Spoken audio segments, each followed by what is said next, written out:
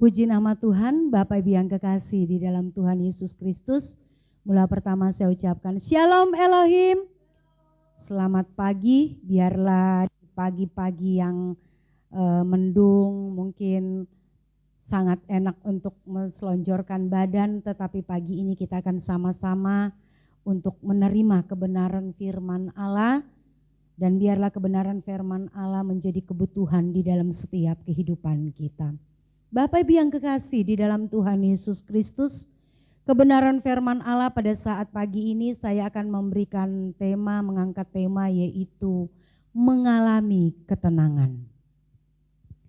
Bapak Ibu yang kekasih, pada umumnya dalam setiap kehidupan orang tanpa terkecuali menginginkan mengalami ketenangan dalam hidup. Dan orang akan berusaha dan berupaya sedemikian rupa untuk bisa mengalami ketenangan dalam hidupnya. Bahkan tidak sedikit orang, baru-baru kemarin beberapa hari lalu sempat saya share dengan ada seseorang yang sementara share dengan saya bahwa dia mengkonsumsi obat tidur sudah bertahun-tahun. Karena jiwanya tidak tenang. Nah, ini tidak sedikit orang yang seperti ini. Mengkonsumsi obat penenang agar mengalami ketenangan dalam hidupnya.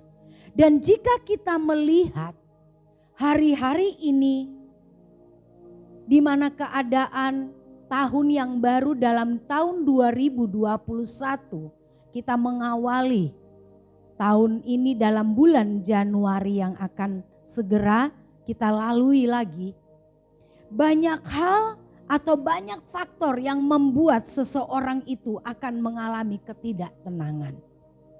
Bahkan merasa kehilangan ketenangan dalam hidupnya. Contohnya seperti apa? Seperti masalah.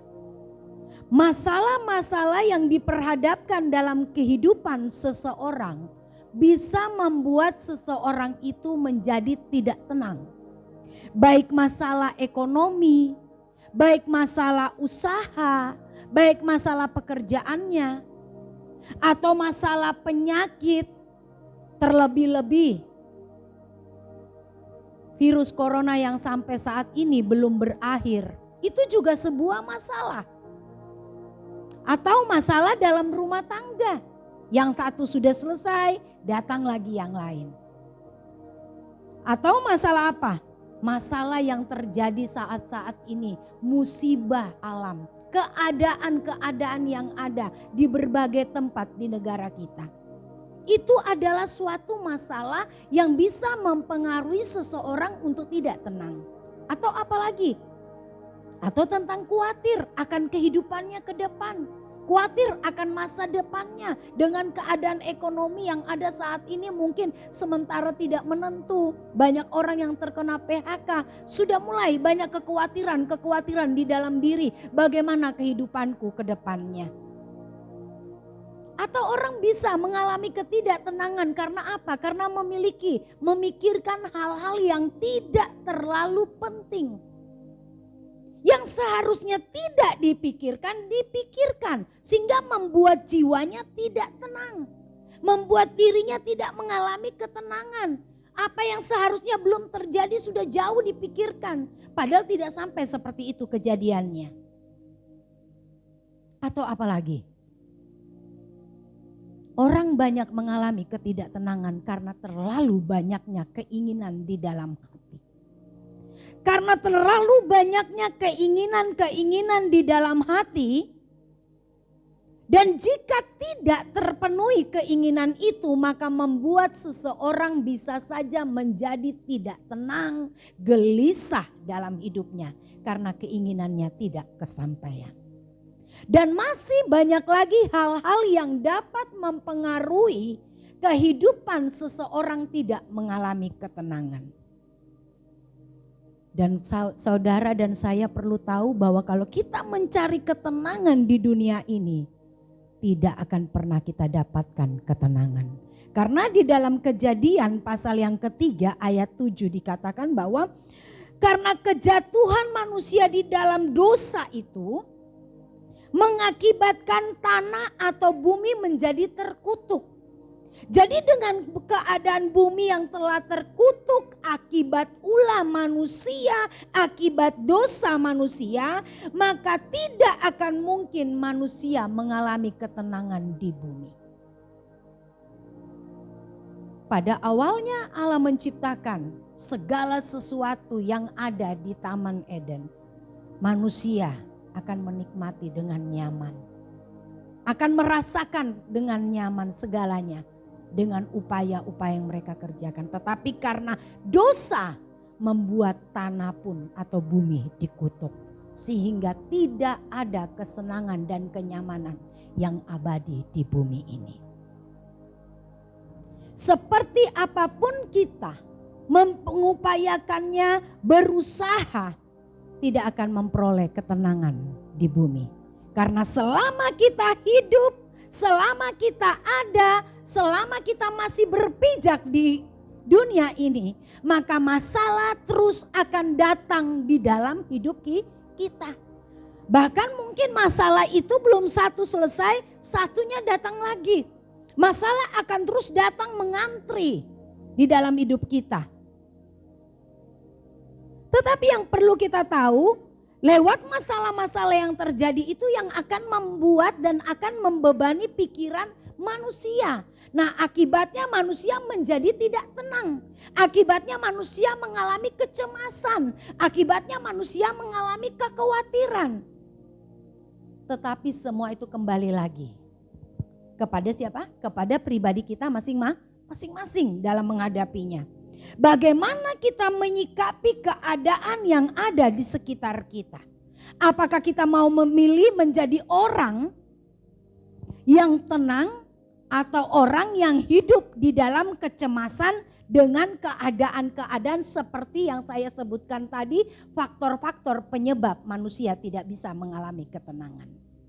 Dan untuk mengalami ketenangan itu merasakan apa? Teduh. Ketenangan itu artinya teduh, aman, nyaman, dan tentram. Dan untuk mengalami ketenangan seperti itu, aman, nyaman dengan keadaan yang di sekitar kita, banyak orang akan katakan, oh mustahil, enggak mungkin. Dengan keadaan kondisi yang ada seperti ini kita mau teduh, aman, nyaman, sejahtera. Oh sulit sekali. Tapi bagi kita, orang yang hidup dalam kebenaran firman Allah, kehidupan kekristenan kita, kenyamanan, ketenangan dalam hidup, itu bukan karena situasi kondisi yang ada. Tetapi itu ada di dalam hati kita.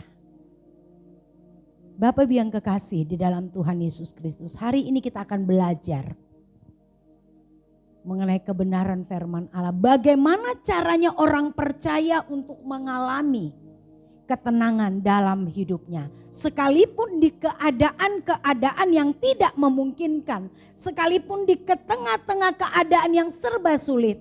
Bagaimana kita mengalami ketenangan itu. Ada 2 poin di sini yang akan saya bagikan. Yang pertama adalah tidak asing lagi di dalam Mazmur pasal yang ke-62. Di situ kita akan baca di dalam ayat 2 dan ayat 6. Jadi yang pertama adalah ketenangan. Kita akan mengalami ketenangan jika kita dekat dengan Allah. Mazmur Daud, Raja Daud mengatakan di dalam ayat yang kedua saya akan bacakan. Hanya dekat Allah saja aku tenang, daripadanya lah keselamatanku. Ayat yang ke-6. Hanya pada Allah saja kiranya aku tenang, sebab daripadanya lah harapanku. Hal ini yang dialami oleh Raja Daud. Bahwa hanya dekat Allah saja. Jadi orang yang mau mengalami ketenangan dalam hidupnya, dia harus dekat dengan Tuhan. Kata dekat di sini berarti tidak jauh. Tidak ada jarak antara kita dengan Tuhan. Ini. Raja Daud mengakui benar bahwa hanya dekat Allah saja dia mendapatkan ketenangan. Ketergantungan Daud sepenuhnya kepada Allah di dalam ayat 2 dan 6 dikatakan bahwa membuat Daud merasakan ketenangan dalam hidupnya. Ketergantungan Daud sepenuhnya kepada Allah yang benar. Karena kata dekat di sini berarti itu menggambarkan suatu hubungan. Bukan hanya sekedar dekat. Seperti misalnya contohnya saya di sebelah saya, bukan sekedar itu. Tetapi ini adalah suatu ikatan hubungan. Hubungan di mana sepenuhnya kehidupan Daud memiliki ketergantungan yang benar kepada Tuhan. Bukan saja ketergantungan Daud, kedekatan Daud kepada Tuhan karena ada maunya. Ketergantungan Daud, kedekatan Daud kepada Tuhan bukan karena supaya dia tetap mengalami pemeliharaan. Tetapi kalau kita baca di dalam Pemazmur ini banyak sekali ungkapan-ungkapan Raja Daud tentang hubungannya dengan Tuhan. Sekalipun situasi yang dialaminya pada saat itu, kalau kita membaca ini Daud dalam keadaan tidak aman. Kalau kita membaca dari ayat 2 sampai seterusnya di ayat yang ke-8, itu dinyatakan bahwa Daud menyadari bahwa dirinya bagaikan dinding yang roboh. Di dalam ayat 4 kalau Bapak Ibu baca ya.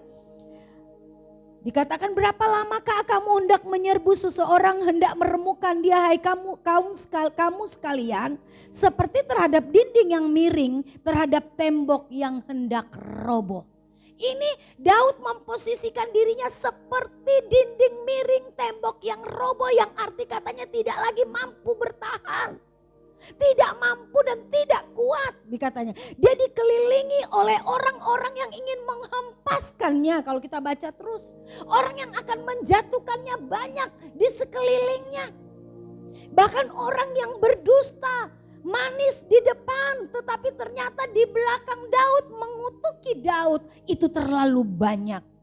Orang-orang yang mengkhianati dia pun terlalu banyak, sehingga Daud merasa setiap hari dalam hidupnya dia bagaikan terancam. Tetapi kita melihat dalam situasi yang tertekan seolah-olah tidak berdaya, Daud tetap mengalami perasaan apa? Perasaan aman, tenang, dan teduh. Ini loh. Ini sangat sulit. Kalau mungkin kita sama-sama lagi sementara ibadah tatap muka, saya akan tanya, apakah dalam kondisi seperti ini kita mampu untuk merasa aman, teduh, dan nyaman? Pastinya tidak. Orang kita baru sakit gigi aja mungkin, atau kita lagi sementara sakit kepala, kita sudah mulai pusing dan sebagainya, gerasa gerusu. Saya pun masih seperti itu. Tetapi kita melihat di sini kenapa Raja Daud dikelilingi dengan kehidupan yang tidak nyaman, bagaikan jiwanya terancam setiap saat. Tetapi Raja Daud tetap merasakan aman, merasakan nyaman, merasakan teduh. Itu karena apa? Daud memiliki hubungan yang dekat, hubungan yang intim, hubungan yang harmonis, hubungan yang indah dengan Tuhan. Hubungan yang indah dengan Tuhan itu membuat Daud mempercayai Tuhan sepenuhnya dalam hidupnya. Hubungan kedekatannya Daud dengan Tuhan membuat Daud tidak takut dalam keadaan apapun di sekelilingnya. Bagaimana dengan kehidupan saya dan saudara? Saat kita terus dekat dengan Tuhan, maka kita akan percaya bahwa seluruh kehidupan kita, sekalipun masalah datang, sekalipun persoalan datang dalam kehidupan kita, tekanan yang datang itu tidak akan menjadikan persoalan yang terlalu besar. Itu kalau hubungan kita dengan Tuhan dekat. Kalau hubungan kita dengan Tuhan itu benar, kalau hubungan kita dengan Tuhan tidak ada kepentingan apapun, yang arti katanya kita tulus bergantung kepada Tuhan, maka perasaan teduh, perasaan tenang itu akan kita terus alami. Karena apa? Karena kita telah mengalami pembaharuan pikiran. Di dalam Roma pasal yang ke-8 ayat 28 dikatakan, ayat ini sudah tidak asing lagi. Kita tahu sekarang bahwa Allah turut bekerja dalam segala sesuatu untuk mendatangkan kebaikan bagi mereka yang mengasihi Dia, yaitu bagi mereka yang terpanggil sesuai dengan rencana Allah. Ini yang saya katakan tadi, bahwa kedekatan dengan Tuhan yang terus kita bangun itu akan membuat kita mengerti benar, tahu benar bahwa segala sesuatu yang terjadi dalam hidup kita, semuanya itu akan mendatangkan kebaikan. Jadi saat persoalan datang, masalah datang, tekanan datang, apapun yang ada di sekeliling kita yang ingin benar-benar mungkin menghancurkan kehidupan kita, atau mungkin kita diperhadapkan dengan hal-hal yang bisa menyakiti daging kita, membuat kita harus menahan, kita tidak akan mempersalahkan keadaan yang ada. Kita tidak akan menyalahkan kenapa ini bisa terjadi, mengapa aku harus hadapi ini, kenapa belum selesai yang satu, datang lagi yang lain. Tidak. Karena kita tahu bahwa Allah itu ada bersama dengan kita, memampukan kita, karena setiap persoalan, masalah, apapun ujian, tekanan yang datang itu untuk kebaikanku dan kebaikanmu. Yang tujuannya lewat keadaan-keadaan yang kita alami, sebenarnya ada penggarapan Tuhan di dalamnya. Yang membuat kita semakin bergantung terus kepada Tuhan, bahwa siapakah aku ini sehingga aku harus bermegah? Siapakah aku ini sehingga aku merasa sombong? Atau siapakah aku ini sehingga aku merasa hebat? Tidak ada apa-apanya. Lewat masalah-masalah itu membuat kita digarap sehingga kita terus hidup mampu untuk mengendalikan kehidupan diri kita sendiri, sehingga kita tidak semau-maunya dalam hidup ini. Itu sebabnya Raja Daud, sekalipun dia sudah memiliki jabatan sebagai raja, bisa saja dalam keadaan tidak aman dia bisa katakan kepada setiap panglima-panglimanya untuk menjaganya di segala tempat. Tapi Raja Daud tidak bermegah dan mengandalkan itu semua. Karena apa? Karena dia memiliki ketergantungan penuh kepada Tuhan. Hubungannya dengan Tuhan itu yang dia terus bangun. Bapak Ibu yang kekasih dalam Tuhan Yesus Kristus, mari dalam keadaan situasi kondisi yang ada, kita mau terus membangun hubungan dengan Tuhan.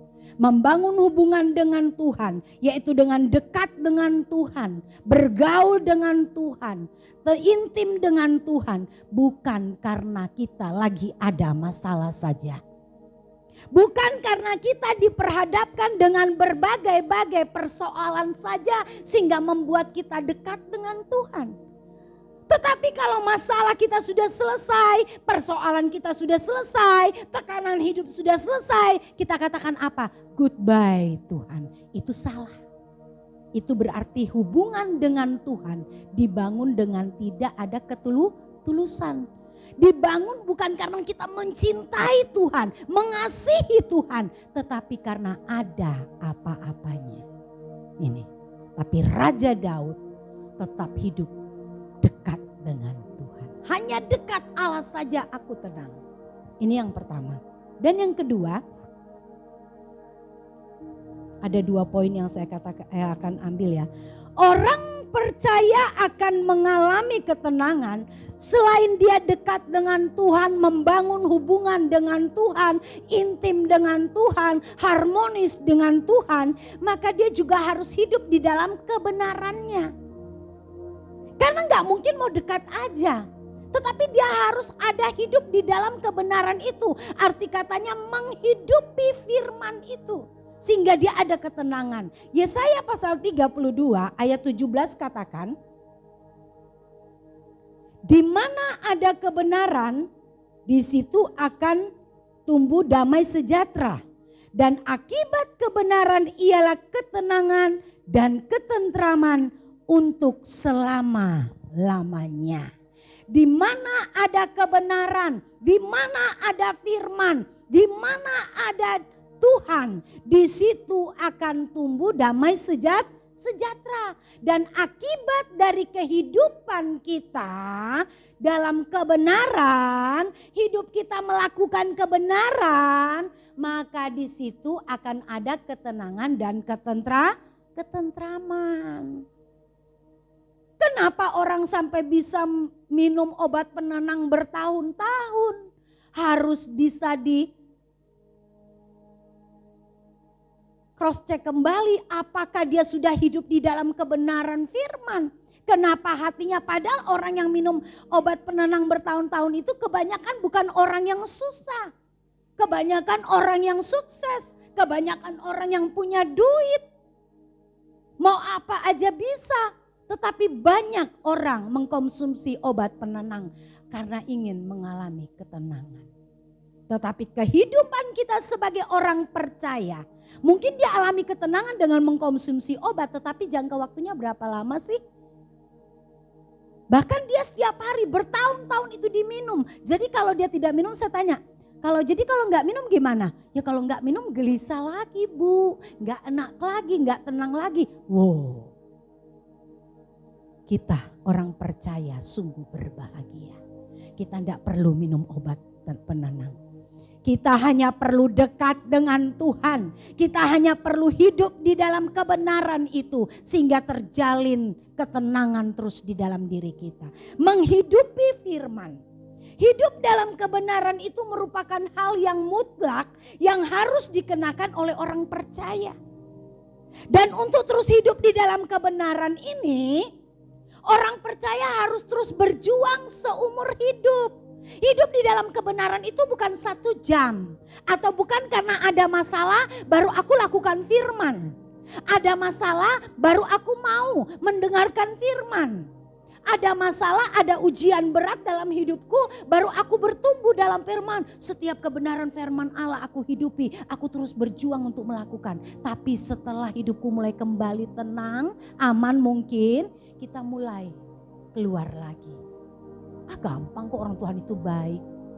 Firman Tuhan kan katakan, marilah kepadaku semua yang letih lesu. Nanti kalau sudah tidak letih lesu lagi, ya sudahlah, goodbye Tuhan. Ini salah.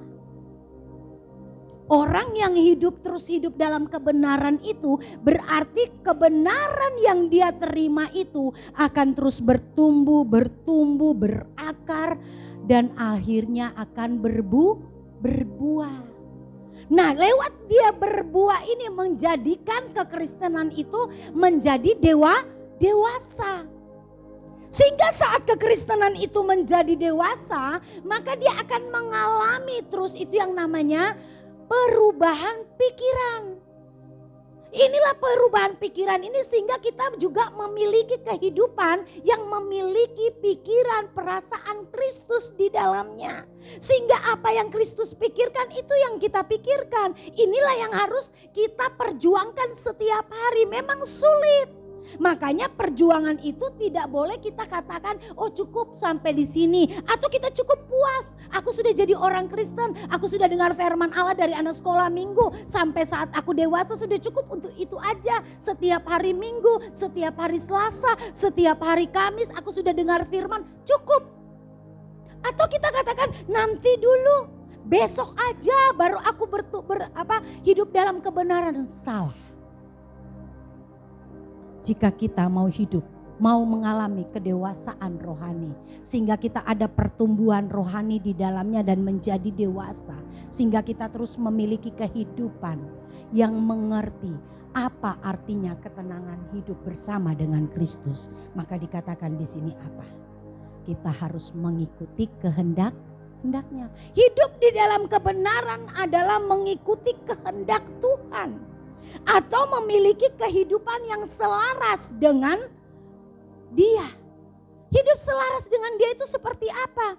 Berarti sama seperti Kristus. Sehingga apa yang kita pikirkan, apa yang kita katakan, apa yang kita lakukan, itu semuanya sama. Ini yang harus kita berjuang. Oh sulit dong, kalau Tuhan Yesus itu kan dia sempurna. Kalau kita kan manusia.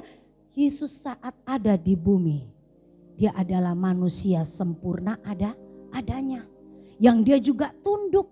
Dia juga punya keinginan. Tetapi dia tunduk kepada kehendak Bapaknya. selama dia ada di bumi sebagai seorang anak. Nah, kehidupan kepercayaan kita pun seperti itu. Kita harus tunduk dalam kehendak Bapa.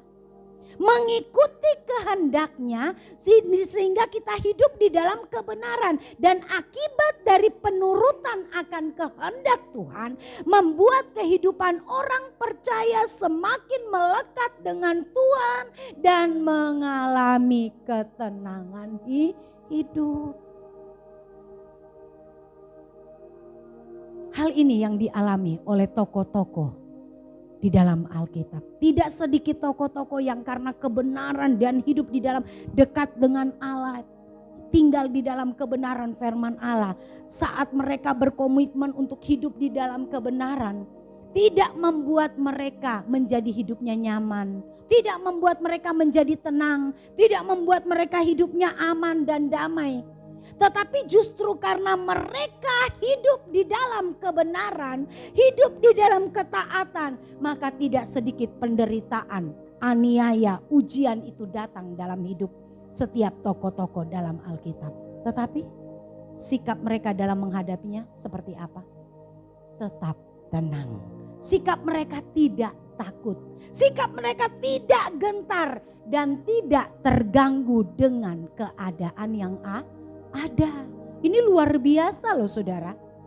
Jika kita bisa mengendalikan kehidupan kita, itu bukan karena saya dan saudara kuat, tetapi itu karena kita penurutan kita setiap saat akan kebenaran firman Allah. Firman yang kita dengar, kita mau bertumbuh di dalamnya dan kita menghidupi kebenaran itu, sehingga apapun yang diperhadapkan dalam kehidupan kita akan mengalami ketenangan. Kita tidak akan terganggu. Jujur, manusia seperti kita kadang-kadang daging ini kuat di dalam diri kita. Saat kita melihat saja hal yang tidak nyaman terjadi, kita sudah mulai, pikiran kita sudah mulai rusak. Hati kita sudah mulai tidak tenang. Nah, kalau hati kita sudah mulai tidak tenang, yang pastinya yang terjadi apa? Bisa jadi terjadi sungut. Bisa jadi terjadi mempersalahkan Tuhan. Bisa jadi kita menjadi orang, untuk apa aku setia Tuhan? Masalahku enggak habis-habis.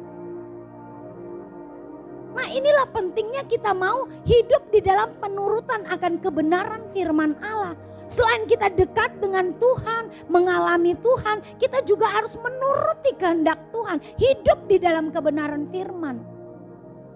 Kita melihat contoh satu pribadi yaitu Daniel.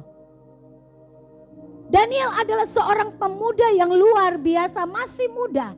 Bersama dengan sahabat-sahabatnya, dia abdikan diri untuk hidup di dalam kebenaran. Dia mengabdikan diri pada saat dia bersama sahabat-sahabatnya ada di istana Raja Babel pada waktu itu. Tidak sedikit diperhadapkan dengan tekanan-tekanan, ujian yang datang dalam kehidupannya. Tetapi Daniel bersama sahabat-sahabatnya tidak takut akan perapian yang menyala-nyala. Mereka melakukan kebenaran, mereka tetap tenang sekalipun mereka akan mendapatkan hukuman, yaitu perapian yang menyala-nyala karena penurutannya akan kebenaran firman Allah. Tetapi kita lihat sikapnya, apakah Daniel bersama teman-temannya takut sehingga dia berkatakan, ya sudah kalau begitu kami menyembah patung aja. Tidak. Tetapi dia tetap pada tujuannya, hidup di dalam ketaatan kepada kebenaran. Nah, ini yang harus kita lihat lagi siapa? Rasul Paulus. Rasul Paulus di saat hidupnya bertobat, saat dia bertemu dengan Tuhan, bertemu dengan kebenaran, tidak sedikit penderitaan yang dia alami. Tidak sedikit masalah yang datang diperhadapkan dalam kehidupannya. Kalau kita baca di dalam 2 Korintus ya, lebih baik kita buka dulu sedikit ya ayat ini ya. 2 Korintus pasal 4 ayat 8 dikatakan apa? Dalam segala hal kami ditindas, namun tidak terjepit.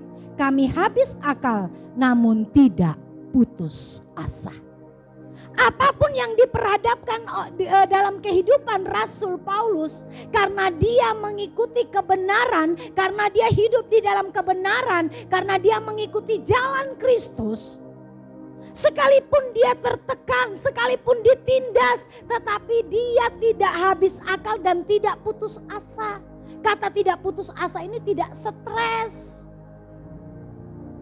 Aniaya yang datang dalam kehidupannya, ancaman-ancaman yang datang dalam kehidupannya bukan membuat Rasul Paulus menjadi stres, menjadi tidak tenang, menjadi orang yang hidupnya menyalahkan, oh kalau begini caranya lebih baik aku tidak mengenal kebenaran. Bukan itu yang dilakukan Rasul Paulus, tetapi dia tetap teguh kepada kebenaran firman Allah. Bahkan dikatakan Rasul Paulus di dalam ayat yang ke-10 katakan, kami senantiasa membawa kematian Yesus di dalam tubuh kami supaya kehidupan Yesus itu menjadi nyata di dalam tubuh kami. Oh, luar biasa. Apa yang dialami Yesus, penderitaan yang dialami Yesus, kematian yang dialami Yesus, itu pun yang dialami oleh Rasul Paulus. Dia mau mengalami semuanya itu, arti katanya dia mengikuti jejak cara Tuhan dalam kehidupannya. Apakah Paulus stres? Tidak. Apakah Paulus tidak tenang? Tidak. Paulus tetap bersukacita. Karena Paulus tahu bahwa jika dia hidup bersama Tuhan, jika dia melakukan kebenaran firman Allah, dikatakan Filipi pasal 4 ayat 13 dikatakan, Paulus katakan apa? Bahwa segala perkara dia dapat tanggung di dalam Tuhan. Dia bukan berjalan sendiri. Rasul Paulus melakukan setiap apa yang menjadi keinginan Tuhan, menjadi kesenangan Tuhan, dengan hidupnya diabdikan sepenuhnya kepada Tuhan. Setiap penderitaan Kristus yang dialami di bumi pada waktu itu, Rasul Paulus menyamakan dirinya untuk mengalami kematian Kristus dalam tubuhnya. Arti katanya apa? Rasul Paulus tidak pernah menolak setiap penderitaan yang ada. Karena apa? Itu karena hidup di dalam kebenaran. Makanya pentingnya kita hidup di dalam kebenaran. Pentingnya kita mengalami Tuhan di dalam hidup kita. Sehingga saat seseorang hidup di dalam kebenaran, bertumbuh di dalam kebenaran, dan dewasa di dalam Tuhan, maka kehidupan pola pikirnya menjadi berubah. Yang tadinya keinginannya yang ingin terus, yang tadinya mulutnya selebor, yang tadinya hal-hal yang dilakukan itu sepertinya baik, tetapi itu tidak menyenangkan hati Tuhan. Itu mulai ada perubahan hari demi hari. Nah, inilah yang harus kita perjuangkan sebagai orang-orang yang percaya kepada Tuhan. Di hari-hari seperti ini, kita harus memiliki perbedaan dengan orang yang hidup di dalam kebenaran dan orang yang tidak hidup di dalam kebenaran. Orang yang hidup di dalam kebenaran, apapun yang diperhadapkan. Saya tidak katakan bahwa hidup saya aman dan nyaman, tidak. Kita semuanya diperhadapkan dengan berbagai macam ujian, persoalan yang ada di hari-hari terakhir ini. Tetapi apakah kita mau berjuang untuk terus menghadapi itu dengan hati yang tenang?